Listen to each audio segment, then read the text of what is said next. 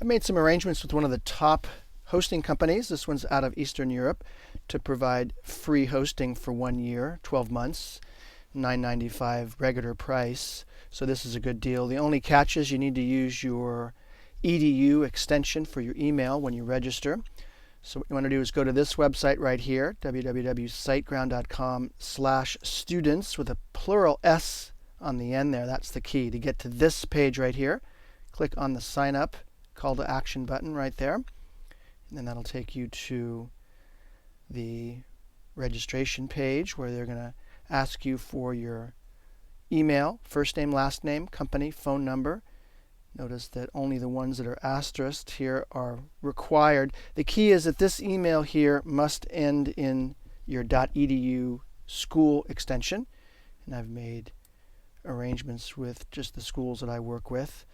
If you have a previous account with SiteGround and you've signed up with an email other than your .edu, you'll need to use your middle initial on your first name. They'll also flag you and tell you that you're not eligible for this deal if you already have an account with the same name. So just change your first name, country, city, down here. Remember your password.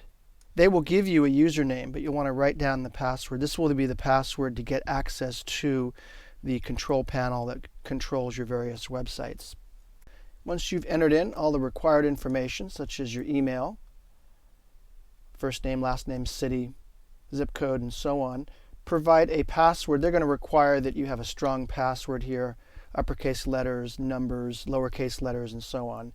The problem you may have is you'll forget this password and also your other account information. So I recommend that you place this in a system like Evernote, which I have open here. What's great about Evernote is you can basically put in a keyword, let's say SiteGround free student account, search for it, and then immediately find your username and password, email address that you used, your WordPress or Joomla or Dreamweaver site information, and so on. As a security precaution, I usually don't put in passwords here. I just put hints to what the password is, as well as hints as to the email address and so on. So go back here and enter that information in. Next, go down to the please enter your domain. You want to activate the account without a domain.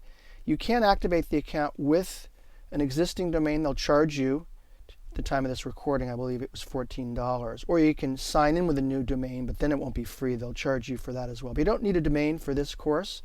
So go ahead and click on activate account without domain. Check to make sure they're not charging you anything. Total order summary 0. And then go ahead and click on the submit order. And if you do get errors, again, it will probably be because you don't have an address here that ends in the schools.edu account. Now once you've sent your application for the free student hosting and you didn't get any error messages saying that you weren't eligible for that program, they'll send an email to your email address that you use. So go to your school's email system and look for an email from SiteGround. If you don't see the email there, check your junk mail folder, check your trash, check your spam folder. Wait about 5 or 10 minutes. If you still don't get a message after 5 or 10 minutes and you've checked all of your trash, your spam folder, junk folders, contact them and give them your email address, and they can probably find the account for you and give you your username and password. So the email you'll get, click on it, it'll be a link there. There'll be a link there that you'll click on to activate the account, and then there'll be a username and password. Take that username and password, go back to the main SiteGround website, that's www.siteground.com, and simply click on the login button, and that'll take you to the login page. Enter your username that they gave you and your password. This is why it's useful to put this into Evernote. And you'll go ahead and log in, and that'll get you access to the SiteGround homepage right here. And it'll say, hello, your name.